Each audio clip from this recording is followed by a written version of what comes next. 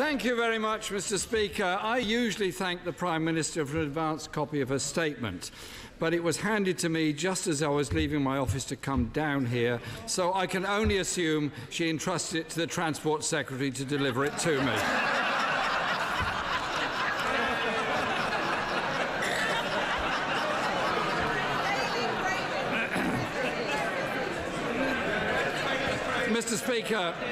Mr. Speaker, our country is facing the biggest crisis in a generation, and yet the Prime Minister continues to recklessly run down the clock.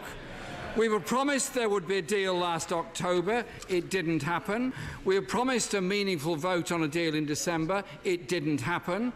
We were told to prepare for a further meaningful vote this week after the Prime Minister again promised to secure significant and legally binding changes to the backstop, and that hasn't happened. Now the Prime Minister comes before the House with more excuses and more delays. In her statement, the Prime Minister has failed to answer even the most basic questions. What progress has she made on identifying and working up the alternative arrangements? Have they been presented to the European Union? If not, when will they be presented? And will she set them out before this House and ask for its approval of them? In truth, Mr. Speaker, it appears the Prime Minister has just one real tactic: to run down the clock, hoping members of this House are blackmailed into supporting a deeply flawed deal. This, Mr. Speaker, is an irresponsible act. She's playing for time and playing with people's jobs, our economic security and the future of our industries. Yesterday, growth figures show the lowest growth since 2012, our manufacturing sector mired into recession. The decision by Nissan last week to pull its investment from the Sunderland plant may only be the thin end of a very long wedge. Uncertainty and failing confidence in this government to deliver are putting jobs at risk. The Prime Minister, the Chancellor and the Business Secretary will be hearing the same warnings as I am, that several major large manufacturers, household names employing tens of thousands of people, are poised to follow in Nissan's footsteps. Earlier today, we heard from the Leader of the House that the next meaningful vote may not happen until after the EU summit on the 21st of March, just days before Brexit is due to happen. If, Mr. Speaker, this is not the case, can the Prime Minister tell the House today when the meaningful vote will be? We also learned from the Leader of the House that any changes to the backstop won't be written into the legally binding withdrawal agreement. Can the Prime Minister confirm that? Is the Prime Minister really prepared to risk people's livelihoods, jobs and investment in a desperate attempt to push a deeply flawed deal through Parliament? The Prime Minister has just told members of this House to hold their nerve. Tell that to Nissan workers in Sunderland and the thousands more worried about their job security and the future of their communities. Mr. Speaker, no minister serious about protecting jobs in this country would allow a Prime Minister to deliberately run down the clock and play chicken with people's livelihoods. To stand by and do nothing would be a complete dereliction of duty.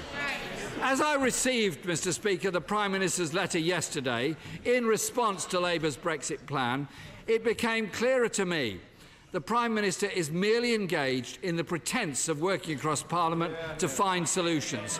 She has not indicated she will move one iota away from her rejected deal or any of her red lines. On the backstop, the Prime Minister has pointed out Labour also has concerns. But let's make no mistake about it, that has never been a major issue with the Prime Minister's deal. Indeed, in order to stop the UK falling into the backstop, we need a permanent customs union,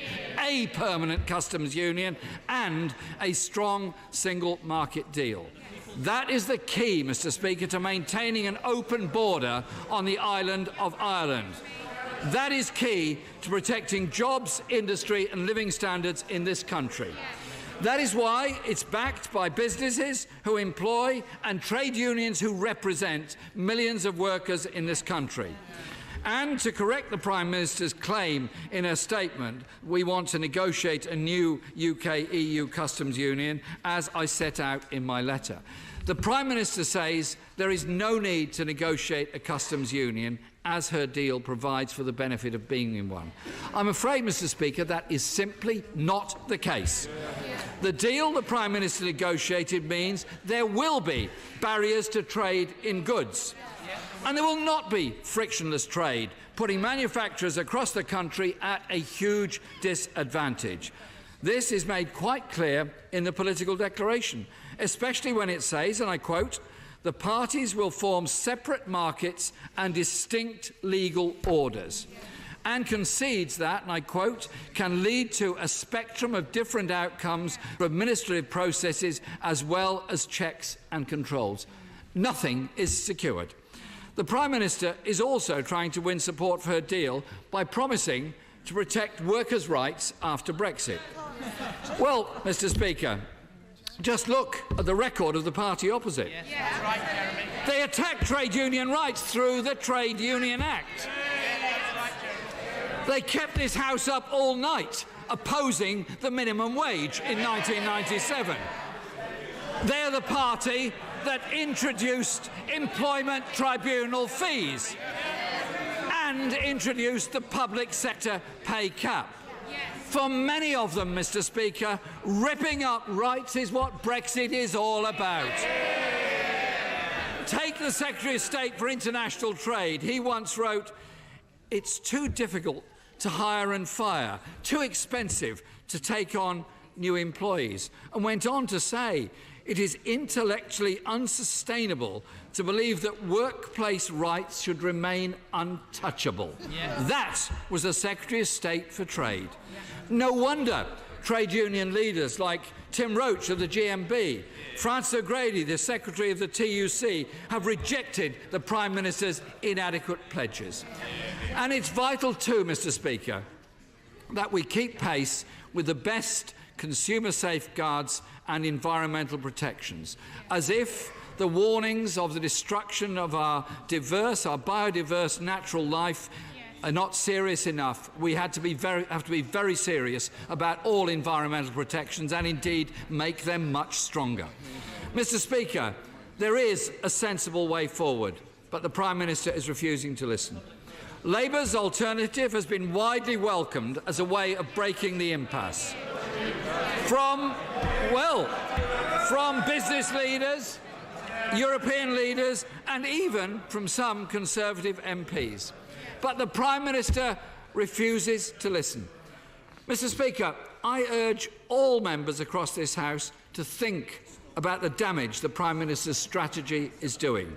The threat to industry and skilled jobs and communities all across this country.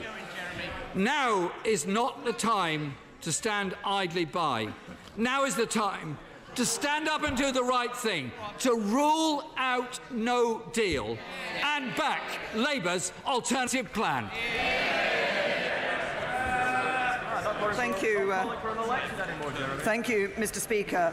First of all, the Right Honourable Gentleman mentioned the announcement that's been made by Nissan. I think for this House it's important to recognise that Nissan have confirmed that none of the current 7,000 jobs at the plant will be lost. They remain committed to the UK and indeed they will be making more capital will be invested in Sunderland than was originally planned in 2016. The Right Honourable Gentleman asked me about progress on alternative arrangements and asked whether these were going to be put before the European Commission. Can I remind him what I said in my statement, which was, yesterday my Right Honourable friend, the Secretary of State for exiting the European Union, met with Michel Barnier to discuss the ideas put forward by the Alternative Arrangements Working Group, comprised of a number of my honourable and right honourable friends. I think that answers his question. He talked about Labour's proposal. I referenced the issue of the customs union in my statement. But of course he also talks about being a member of the single market. Being a member of the single market means accepting free movement. One of the things that people voted for when they voted to leave the European Union was to bring an end to free movement, and that is what this government will deliver. He asked about dates for the process for votes that are going to take place in this House. I set those out in my statement as well. Yep. He referenced businesses quite a lot. Of course, businesses backed the deal. He talks... They did. He talked about uncertainty. Of course, the best way to end uncertainty is to vote for a deal. And he talked about running down the clock. No, I wanted to have this sorted before Christmas. I bought a deal back from the rest of Christmas.